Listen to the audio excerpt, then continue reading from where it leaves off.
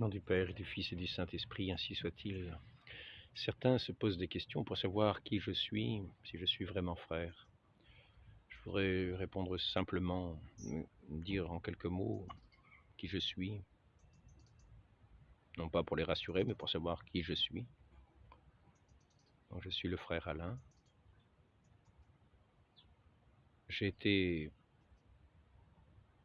pendant longtemps indifférent à la foi de l'Église, non jamais irrespectueux, mais indifférent. Quand j'étais jusqu'à peu près mes 21 ans, date à laquelle j'ai eu une première conversion qui était tout intérieure et qui n'était pas encore une conversion vraiment à l'Église.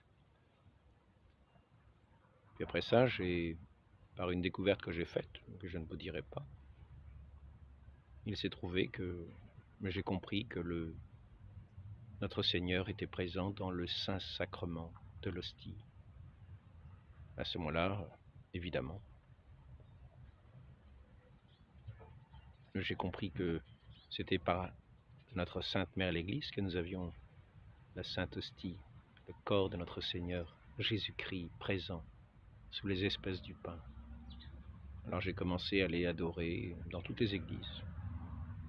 Dans toutes les églises où je passais, il y en avait quelques-unes que je fréquentais plus que d'autres. Donc, à passer un long temps devant le Saint-Sacrement, à rester en la présence et dans l'adoration de notre Seigneur. Puis après ça, peu de temps après cette seconde conversion, donc, c'est-à-dire la découverte de l'Église, eh bien, une sœur m'a invité à entrer dans la congrégation de la mission. Elle m'avait demandé, est-ce que tu veux être missionnaire auprès des pauvres? Et moi, je souhaitais, c'est vrai, être missionnaire auprès de tout le monde. Donc je lui ai dit oui. Et donc j'ai été envoyé à Paris, à la maison mère des Lazaristes, fondée, non pas la maison mère, mais la congrégation de la mission, fondée par saint Vincent de Paul, pour lequel j'avais d'ailleurs, j'ai eu l'occasion d'avoir une grande admiration, et une vénération. Non pas adoration, mais vénération. De voir ce prêtre si humble, si animé de l'Esprit de Dieu, dans sa charité, dans son Saint-Esprit d'amour, attentif,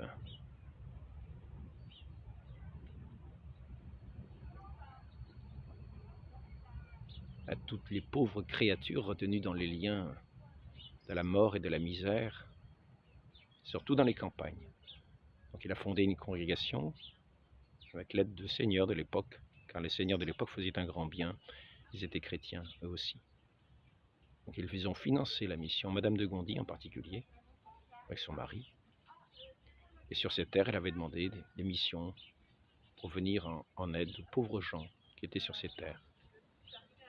Et il n'y avait pas beaucoup de prêtres dans les campagnes. Alors, saint Vincent de Paul a pris quelques missionnaires avec lui, et a évangélisé toutes ces terres des Gondis, qui étaient une des plus grandes familles en France.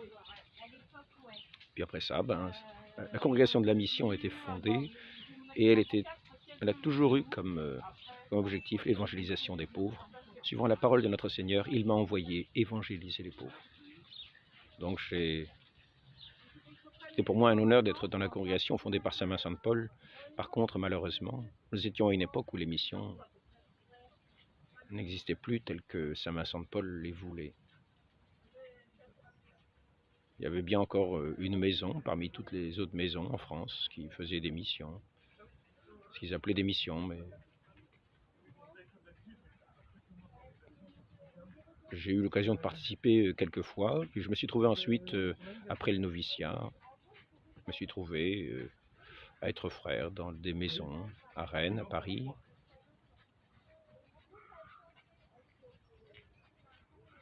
Après avoir suivi le premier cycle au séminaire.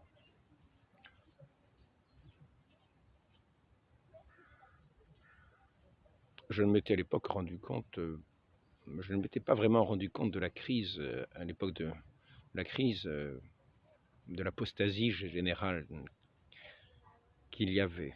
Je voyais une désaffection de la foi, une baisse de l'ardeur de la charité, de l'ardeur et de la force de la foi, à la fois dans dans les ministres, à la fois dans les chrétiens, parce que cette fois-là, je ne la voyais plus annoncée comme il aurait été souhaitable de l'annoncer. Mais j'étais loin de m'imaginer qu'il y avait eu une révolution. Je savais qu'il y avait eu un changement, car je savais qu'on ne vivait plus comme on vivait avant, dans le silence, la prière, le travail. Dans cette noble congrégation de la mission, la règle était le silence, la pauvreté, à l'origine. Malheureusement, je n'en voyais plus trop les traces, ni du silence, ni de la vie d'oraison, qui était particulière et privée.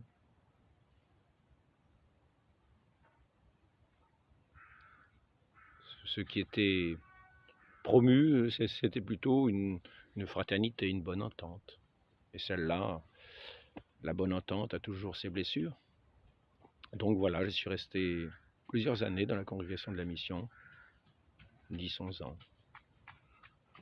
Et après ça, j'ai eu un appel à frapper la porte de Saint-François d'Assise, un jour au cours d'une retraite. Donc j'ai demandé l'autorisation, après de multiples retraites, j'ai demandé l'autorisation à quitter la congrégation de la mission pour suivre ce nouvel appel que le Seigneur me donnait. Et je me suis trouvé par les routes. Je suis allé à Rome. Je me suis trouvé par les routes. Je passais avec une guitare sur les marchés, je chantais les cantiques du Père de Montfort. J'avais eu l'occasion, sur laquelle j'avais eu l'occasion de mettre des airs. Voilà. Et puis donc, pendant des années, je me suis trouvé à aller par les routes, aller sur les marchés. Puis aujourd'hui, où il faut mettre les masques, je ne vais plus sur les marchés, parce que je pense que nous sommes, de la même façon qu'a eu lieu la révolution dans l'Église, c'est avant tout la révolution civile qui continue d'étendre sa main noire un peu partout. Une contre-œuvre d'Église, une œuvre contre Dieu, une œuvre de destruction de l'œuvre de Dieu en sapant par le mensonge les esprits qui sont faits pour la lumière, de façon à les asservir, comme Satan s'est asservir. En allant par la route, j'ai eu l'occasion de découvrir pour une première fois le prieuré du côté de Dinan, où était la fraternité Saint-Pédis. Et j'ai eu l'occasion d'ouvrir un livre que me présentait un des prêtres, où il était dit que, de la part de Paul VI, que le Concile Vatican II n'étant que pastoral, il n'y avait pas eu de déclaration extraordinaire ayant le caractère d'infaillibilité. Et par conséquent, ça a fait en moi un déclic. Je me suis dit, un pape qui est en train de nous dire que un concile qui vient d'avoir lieu n'a pas de note d'infaillibilité. Il n'y a pas de déclarations qui ont des notes d'infaillibilité. C'est-à-dire qu'il est en train de nous dire, c'est ce que j'avais compris à l'époque, il est en train de nous dire que les textes sont peut-être faillibles. Et il dit ça positivement. Comme quelqu'un qui serait sur un pont, qu'on inviterait à avancer sur un pont, lui disant les poutres du pont, les planches du pont sont peut-être pourries. Elles ne sont pas tout à fait sûres, vous savez. Avancez sur ce pont à 300 mètres d'altitude, mais les planches sur lesquelles vous marchez ne sont pas sûres de résister sous votre poids. Donc, ayant refermé le livre et l'ayant emporté avec moi, car il m'était donné, j'ai eu l'occasion d'étudier la suite de ce livre. Et ça m'a fait renoncer à participer à un mensonge révolutionnaire qui s'était installé sur tous les lieux saints de l'Église, du Vatican, dans toutes les églises, dans tous les lieux de pèlerinage, où la Révolution avait mis ses marques, ses trophées, et où les occupants occupaient. Par conséquent, je me suis trouvé réduit à ces petites chapelles, d'abord de la fraternité Saint-Pédis, jusqu'au jour où je comprenais qu'il n'était d'aucun sens de dire que s'il y avait un pape, il ne fallait pas lui obéir, car c'était une doctrine de foi que nous devons obéissance au pape, et qu'il est la règle de la foi, que par conséquent, si ceux qui prétendent être pape n'étaient pas eux-mêmes obéissants à la foi transmise par les apôtres, c'est qu'ils n'étaient pas catholiques et c'est qu'ils n'étaient pas papes, et que par conséquent, il n'y avait aucune obéissance à leur avoir, mais non pas parce qu'ils sont papes, mais parce que tout simplement, ils ne sont pas papes et n'ont aucune autorité. Voilà. Donc maintenant, je me trouve réduit à être dans des chapelles de Saint-Pie V, où les gens essayent de garder la foi catholique. La foi catholique est belle, elle est simple, elle est fidèle à ce que le Christ nous a transmis, puisque c'est la foi que nous a transmise le Christ, notre Seigneur Jésus-Christ. Et comme le dit le cardinal Sarah, que j'ai eu l'occasion d'écouter récemment, on veut faire une nouvelle Église, mais ce n'est pas l'Église du Christ.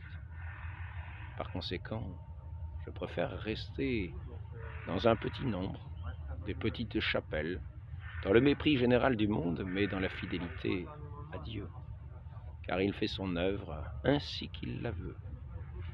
Et ce n'est pas à moi de déterminer si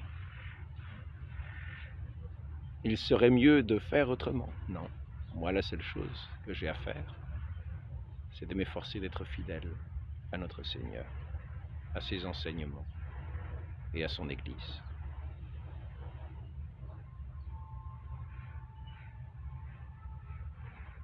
Ce n'est pas moi qui invente la crise, ce qu'on appelle la crise, car en fait de crise, finalement, les fidèles qui tiennent bon dans l'épreuve. On ne peut pas dire que ce soit une crise. On peut simplement dire que c'est un témoignage de foi et que ce témoignage, demandons-en la grâce à Dieu. Le témoignage doit être un témoignage jusqu'au martyr si nécessaire, et on n'appellera pas ça une crise. On appellera ça l'œuvre de Dieu et un témoignage tout à sa gloire. Qu'il en soit ainsi pour tout chrétien véritable, c'est-à-dire tout fidèle à notre Seigneur, et qui vit de son Esprit Saint, qui n'est pas un esprit de mensonge ni de contradiction. Dans l'Église, l'Église est une, et il n'y a en elle nulle contradiction. Et il n'y a pas de révolution en elle. Elle est une œuvre divine depuis l'origine, depuis sa victoire du Christ sur la croix, depuis l'aurore du salut, dans la naissance de la très sainte Vierge qui nous a donné le Sauveur, jusqu'à la fin des temps, où les martyrs témoigneront toujours contre les attaques du monde et sa haine, témoigneront toujours de la gloire de Dieu et de sa victoire actuelle et de sa gloire éternelle.